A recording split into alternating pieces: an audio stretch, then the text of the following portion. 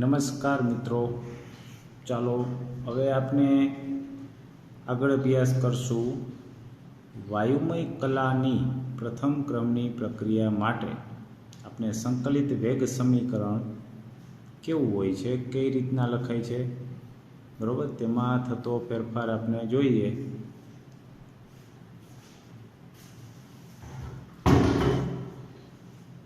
ચાલો તો હવે આપણે જે વાયુમય પ્રક્રિયા એક વિચારી કે એમાંથી નિપજ બી અને સી બને છે. અહીંયા પ્રક્રિયા એ પણ સંપૂર્ણ વાયુ છે અને નિપજ બી અને સી તે પણ સંપૂર્ણ વાયુરૂપ છે. ટૂંકમાં આખી પ્રક્રિયા જ કેવી છે? વાયુમય પ્રક્રિયા છે. એવી પ્રક્રિયા જે પ્રથમ ક્રમની છે તો એના માટે સંકલિત વેગ સમીકરણ લખી. આપણે જનરલ પ્રથમ ક્રમની પ્રક્રિયા માટે વેગ સમીકરણ લખ્યું કે બરાબર 2.303/t log(r0/rt). r0 શરૂઆતની સાંદ્રતા, rt ટી સમયની સાંદ્રતા. તો હવે આપણે ચોખવટ કરી છે કે વાયુમય જો પ્રક્રિયા હોય, સંપૂર્ણ વાયુમય પ્રક્રિયા હોય, પ્રક્રિયક અને નિપજ બંને વાયુરૂપ અવસ્થામાં હોય, તો એવી પ્રક્રિયા માટે અને એ પણ પાછી પ્રથમ ક્રમની પ્રક્રિયા હોય તો એના માટે સંકલિત વેગ સમીકરણ આ રીતના લખાય છે. તો એ આપણે જોવાનું છે. તો જુઓ, શરૂઆતમાં આપણે ધારો કે 0 સમયે એનું કુલ દબાણ, નિપજ બની ન હોય ત્યારે કુલ દબાણ એ કેનું હશે? માત્ર એનું એકનું હશે, એટલે કે પીઆઈ ઇનિશિયલ પ્રેશર, બરાબર. જે પીઆઈ એ 0 સમયનું દબાણ છે કુલ, ત્યારે નિપજ 0 અને 0 બનેલી નથી, બરાબર. તો પીઆઈ એટલે પ્રારંભિક દબાણ, અને હવે આપણે પીટી તરીકે જે દબાણ દર્શાવશું તે ટી સમયે કુલ દબાણ છે. તો ટી સમયે આમાંથી કંઈક નિપજ બને એટલે કે એક્સ જેટલું વિયોજન થાય તો એનું પણ દબાણ હવે બંધપાત્રમાં હશે. તો ટી સમયે જેમ આપણે સંતુલનમાં જોતા, બરાબર છે, આ સંતુલનની જ રીત છે. 0 સમયે પીઆઈ છે ત્યાં નિપજ 0 તો ટી સમયે પ્રક્રિયા થઈ, નિપજ બની તો નિપજનું દબાણ હવે ઉમેરાશે. તો પીઆઈમાંથી એક્સ બાદ કર્યું કારણ કે એક્સ જેટલા નિપજનું દબાણ જનરેટ થયું. તો કુલ દબાણ ટી સમયે કુલ દબાણ એટલે કે પીટી બરાબર આ એનું આંશિક દબાણ પીઆઈ માઇનસ એક્સ અને બીનું આંશિક દબાણ એક્સ એટલે કે પ્લસ એક્સ, વળી સીનું આંશિક દબાણ પ્લસ એક્સ. મિત્રો જુઓ, બંધપાત્રમાં આવે તો ત્રણેય છે, એ છે, બી છે, સી છે, તો ત્રણેયના આંશિક દબાણ કંઈક જુદા જુદા હશે. તો કુલ દબાણ હવે ઓલું 0 સમયનું ખાલી હલો એનું દબાણ હતું, તો શરૂઆતની સાંદ્રતા તમે પીઆઈ જે કાંઈ શરૂઆતનું કુલ દબાણ આપ્યું હોય, કેમ કે એ પ્રક્રિયક એકનું જ હશે. તો આપણે જોયું કે બંધપાત્રની અંદર પ્રક્રિયા જ નથી થઈ ત્યારનું કુલ દબાણ એટલે એ આપણે R0 તરીકે લઈ શકીએ, કેમ કે શરૂઆતનું પ્રક્રિયકનું દબાણ, બરાબર છે. તો જે કાંઈ કુલ દબાણ હશે એ માત્ર પ્રક્રિયકનું એકનું જ હશે. તો એ આપણું ઓલું એક શરૂઆતનું સાંદ્રતા તરીકે દબાણ, શરૂઆતનું દબાણ આપણી પાસે છે. હવે આપણે સૂત્રમાં જે છેદમાં શું મૂકી છીએ? R0/RT એટલે કે શરૂઆતની સાંદ્રતા, જે આપણે દબાણ તરીકે લઈ લીધું શરૂઆતનું દબાણ, છેદમાં RT ટી સમયનું દબાણ. તો એ તો ત્યારે તો નિપજ બની ગઈ હોય, એટલા માટે ત્યારે આપણે જે આ પીઆઈ માઇનસ એક્સ છે એ કહેવાય કે સંતુલિત અવસ્થાએ અથવા ટી સમયે પીઆઈ માઇનસ એક્સ એની સાંદ્રતા થઈ, એ આપણે અહીંયા છેદમાં મૂકવાની છે, બરાબર. તમને સામાન્ય જો સૂત્ર બતાવું તો આપણે R0ની જગ્યાએ શું લખ્યું? પીઆઈ એટલે કે શરૂઆતની સાંદ્રતા તરીકે આપણે પીઆઈ દબાણ લખ્યું, અને છેદમાં ટી સમયની સાંદ્રતા એટલે ટી સમયનું દબાણ શું છે? PI minus x. અહીંયા પી એટલે પીઆઈ માઇનસ એક્સ આવે, પણ હવે આપણે એક્સ એમાં શોધીને દર્શાવવો પડે ને કે એક્સ એટલે શું, તો એના માટે આ ગણતરી છે. તો જુઓ છે કાંઈ નહીં બીજું, આપણે જે અહીંયા ટી સમયનું કુલ દબાણ કીધું શું, આ પ્લસ એક્સ, તો એ ટી સમયનું કુલ દબાણ થયું, બરાબર. તો પીટી બરાબર PI minus x plus x plus x, એટલે એક એક્સ ઉડી ગયા પ્લસ એક્સ વધ્યું, એમાં એક્સને કરતા કરીને દો તો પીટી માઇનસ પીઆઈ વધ્યું. હવે એક્સ એટલે આપણે મળી ગયો ને પીટી માઇનસ પીઆઈ, જે તમે એ એક્સની કિંમત અહીંયા મૂકો, અહીંયા મૂકો, અહીંયા મૂકો, બરાબર. આપણી પાસે એક્સ એટલે મળી ગયો, તો એક્સની જગ્યાએ હવે લખી શકીએ પીટી માઇનસ પીઆઈ. તો આપણે પીએની જરૂર છે, તો પીએ બરાબર પીઆઈ માઇનસ એક્સ છે ને, પીએની ટી સમયે સાંદ્રતા આંશિક દબાણ શું છે, પીઆઈ માઇનસ એક્સ, તો એ આપણે લખ્યું પીઆઈ માઇનસ એક્સ. તો પીઆઈ માઇનસ એક્સ એટલે એક્સની કિંમત મૂકી પીટી માઇનસ પીઆઈ, આનું આપી દો સાદું રૂપ, તો શું થઈ ગયું, પીએ બરાબર 2 માઇનસ પીટી મળ્યું. સમજાણું? તો આ થયું ટી સમયનું દબાણ. કેનું દબાણ? માત્ર જે આપણે આરટી છેદમાં લખી છે ને, એટલે જો અહીંયા દર્શાવ્યું તમને ખબર પડે કે આની કેમ જરૂર પડી. આપણે છેદમાં R0 છેદમાં આરટી મૂકી છે, તો એ આરટી એટલે ટી સમયની સાંદ્રતા લખતા, અહીંયા ટી સમયનું દબાણ એટલે આપણે શું મળ્યું, 2 માઇનસ પીટી, બરાબર છે. બાકી તો શરૂઆતનું દબાણ તો છે જ આપણી પાસે પીઆઈ. તો હવે આપણું સંકલિત વેગ સમીકરણ જે હતું એ મળી ગયો જવાબ. તો એ જ પ્રથમ ક્રમની પ્રક્રિયા માટેનું જે વેગ અચળાંકનું સૂત્ર હતું કે બરાબર 2.303 છેદમાં ટી લોગ R0 એટલે શરૂઆતનું દબાણ પીઆઈ, બરાબર, છેદમાં આરટી એટલે ટી સમયની સાંદ્રતા, એટલે આપણે અહીંયા ટી સમયની દબાણ પીઆઈ માઇનસ એક્સ, પણ એક્સ એટલે આપણે સાદું રૂપ આપીને શું મળ્યું, પીએ એટલે 2 માઇનસ પીટી, તો મૂકી દીધું. સમજાણું? શરૂઆતનું દબાણ, આ પ્રક્રિયકનું શરૂઆતનું દબાણ છેદમાં પ્રક્રિયકની ટી સમયે તેનું આંશિક દબાણ, બરાબર. આ થઈ ગયું સૂત્ર. હવે આ જ એક સૂત્ર પરથી આપણે કોયડો 4.6 એનસીઆરટી બુકનો જોઈએ.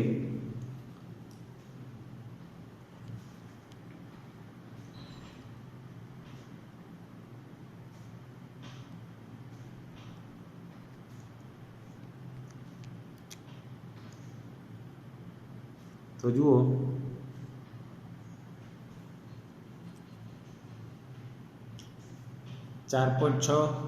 એક્ઝામ્પલ, અચળ દબાણે N2O5 ના ઉષ્મીય વિઘટનની પ્રથમ ક્રમની પ્રક્રિયા માટે નીચેની માહિતી આપેલી છે. 2 મોલ N2O5 વાયુ સ્વરૂપમાંથી વિઘટન પામી નિપજ તરીકે 2 મોલ N2O4 અને 1 મોલ ઓક્સિજન વાયુ બને છે. તો આ આપણી ઉષ્મીય વિઘટનની વાયુમય કલાની પ્રક્રિયા છે, બરાબર. જે પ્રથમ ક્રમની છે તે પણ આપણે રકમમાં આપી દીધેલું છે. તો આપણે જે વાયુમય કલાની પ્રથમ ક્રમની પ્રક્રિયા માટે જે સમીકરણ મેળવ્યું તેવી જ ગણતરી આપણે અહીં ઉદાહરણની અંદર જોઈએ, બરાબર. તો આની અંદર પરિસ્થિતિ આપેલી છે કે 0 સમયે એટલે કે સેકન્ડમાં સમય આપેલો છે, 0 સેકન્ડે કુલ દબાણ 0.5 છે. તો જે આપનું શું હશે, શરૂઆતની સાંદ્રતા, આપણે R0 લખતા એવી રીતના યાદ કરો, શરૂઆતનું દબાણ, બરાબર છે. અને બીજું 100 સેકન્ડે, ટી બરાબર 100 સેકન્ડે કુલ દબાણ 0.512. તો હવે આ અંતિમ દબાણ તો કહેવાય નહીં, કેમ કે અંતિમ દબાણ છે એ સાચું, પણ એમાં તો પ્રક્રિયક, નિપજ બધાયના આંશિક દબાણનો સરવાળો હશે. આપણે તો માત્ર પ્રક્રિયકનું 100 સેકન્ડે દબાણ જે આપણે વેગ અચળાંકના સૂત્રમાં મૂકી શકીએ, બરાબર. બાકી શરૂઆતનું દબાણ સાચું, કારણ કે એમાં નિપજ બની નથી. તો પ્રક્રિયકની જે આંશિક દબાણ છે એની શરૂઆતની સાંદ્રતા દબાણના સ્વરૂપમાં, તો એ સાચું. R0 તરીકે આપણું શરૂઆતનું આ 0.5 દબાણ એ થઈ ગયું પીઆઈ. છેદમાં પીએ એટલે આ ડાયરેક્ટ લખી શકાય નહીં, કેમ કે આની અંદર ત્રણેયના આંશિક દબાણનો સમાવેશ થાય છે. ત્રણેયના આંશિક દબાણનો સરવાળો કહેવાય. તો પ્રક્રિયા આપણે પ્રથમ લખી 2N2O5 2N2O4 પ્લસ O2. તો 0 સમયે તેની સાંદ્રતા 0.5 છે, એટલે કે એનું આંશિક દબાણ, કુલ દબાણ જે છે એ જ એનું સાંદ્રતા તરીકે લઈ શકાય. ત્યારે નિપજ તો બની નથી 0 100 સેકન્ડે 0.5 માંથી -2x જેટલું આંશિક દબાણ વિયોજિત થાય છે, જુદું પડે છે, એટલે કે 2x N2O4 નું દબાણ બને છે અને x જેટલું આનું. બરાબર, સંતુલનની જેમ જ 2x, કેમ કે આ 2 મોલ છે એટલે 2x લખાય અને આ 1 મોલ છે એટલે x, અને 2 મોલમાંથી x જેટલું વિયોજિત થાય છે એટલે 2x. બરાબર, 0.5 માંથી 2x બાદ કરવાનું કે જે વિયોજિત થયેલું છે, વિઘટન થયું છે. તો કુલ દબાણ શું થાય? જેમ આપણે વાત કરી કે આ કુલ દબાણમાં બધાયના આંશિક દબાણનો સમાવેશ થાય છે, એટલે કે સરવાળો. તો કુલ દબાણ એટલે આ 0.5 - 2x plus 2x plus x. બરાબર, એ થયું પીટી, એટલે કે કુલ દબાણ એ સંતુલિત અવસ્થાએ પ્રક્રિયા થયા પછી 100 સેકન્ડે બધાના આંશિક દબાણનો સરવાળો એ કુલ દબાણ કહેવાય. એમાં 2x ઉડી ગયા તો પીટી બરાબર 0.5 પ્લસ x રહ્યું. તો આમાં આપણે પીટી એટલે ટી સમયનું કુલ દબાણ છે, તો એ આપણે છે આપેલું છે 0.512, તે મૂકી દો. તો આપણે એક્સની કિંમત મળી 0.012. એક્સની કિંમત મળી ગઈ તો એ એક્સ એટલે અહીંયા મૂકી દો. તો મળી ગયું N2O5નું આંશિક દબાણ, 2N2O4નું આંશિક દબાણ, O2નું આંશિક દબાણ. આપને તો જરૂર છે ટી સમયે 100 સેકન્ડે માત્ર કેના દબાણની? N2O4ના આંશિક દબાણની જરૂર છે આની. પરંતુ એ ક્યારે મળે? એમાં એક્સની કિંમત મૂકો ત્યારે. તો એક્સ એટલે શું મળ્યા? 0.012. તો જુઓ 100 સેકન્ડે N2O5નું આંશિક દબાણ, N2O5નું આંશિક દબાણ બરાબર શું છે? 0.5 - 2x. 0.5 - 2x એટલે આપણે મૂકી દીધી કિંમત 0.012. તો આપણે સાદું રૂપ આપતા મળી ગયું આંશિક દબાણ 0.476. તો અહીંયા આપનું ગણતરી પૂરી. ડાયરેક્ટ હવે સૂત્રની અંદર કિંમત મૂકવાની છે. બરાબર છે, જોઈ લ્યો. આજે 100 સેકન્ડે આપણે N2O5નું આંશિક દબાણ શોધ્યું. બરાબર છે, ફરીથી એકવાર સમજી લ્યો. પ્રક્રિયા છે સંતુલિતની જેમ. સંતુલનમાં આપણે જોયું 0 સમયની સાંદ્રતા, ત્યારે નિપજ 0 ત્યાર પછી સંતુલન અવસ્થા એટલે કે 100 સેકન્ડે આ પ્રમાણે વિયોજિત થયા, વિઘટન થયું. તો હવે અહીંયા કુલ દબાણ, કેમ કે આ બધા વાયુમય અવસ્થામાં છે એટલે આપણે આને સાંદ્રતા એટલે શું? એનું દબાણ જ ગણશું ને, આંશિક દબાણ. તો કુલ દબાણ શું થયું? તો કે છે 0.5 - 2x પ્લસ 2x પ્લસ આ x. તો કુલ દબાણ 0.5 પ્લસ x થયું. એમાં કુલ દબાણ આપણે 100 સેકન્ડે રકમમાં આપી દીધેલું છે, તે કિંમત મૂકી દો અને એક્સને કરતા બનાવો તો એની કિંમત મળી. અને એ જ એક્સની કિંમત તમે અહીંયા મૂકી દો તો બધાના આંશિક દબાણ આપણે મળી ગયા. તો આપણે N2O5નું આંશિક દબાણ શું મળ્યું? 0.5 - 2 ને એક્સની કિંમત મૂકી એટલે આપણે 0.476 મળ્યું. બરાબર છે. તો આ રીતના આપણે N2O5નું આંશિક દબાણ મળ્યું. તો હવે માત્ર આપણે સૂત્રમાં કિંમત મૂકવાની છે.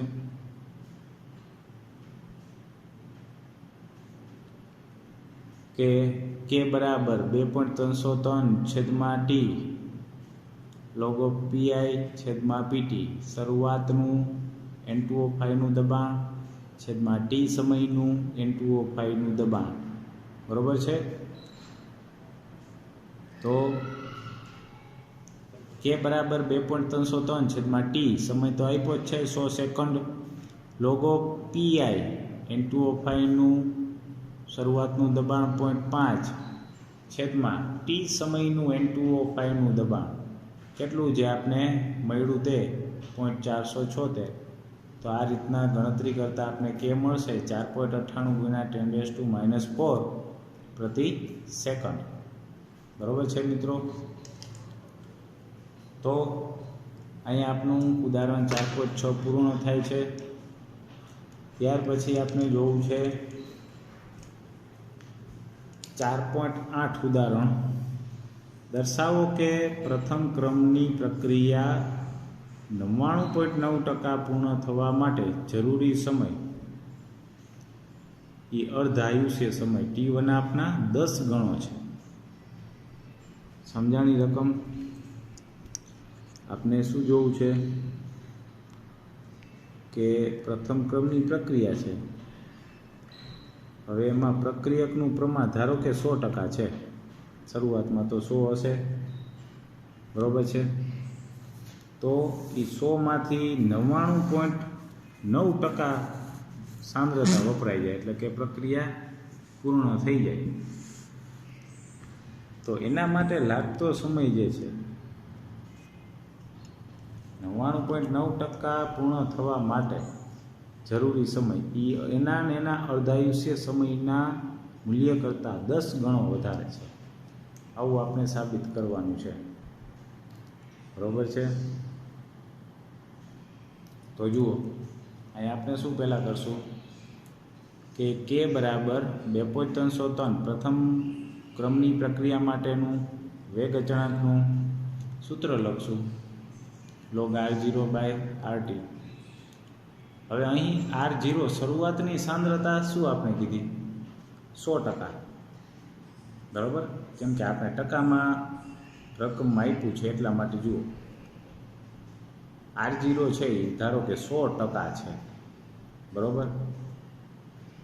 તો RT હવે 100 - 99.9% થયું, કેમ કે એમાંથી 99.9% પ્રક્રિયા થઈ ગઈ ને, એટલે 100માંથી બાદ કરી તો અહીં કેટલા ટકા વધી? ટી સમયની સાંદ્રતા 0.1%.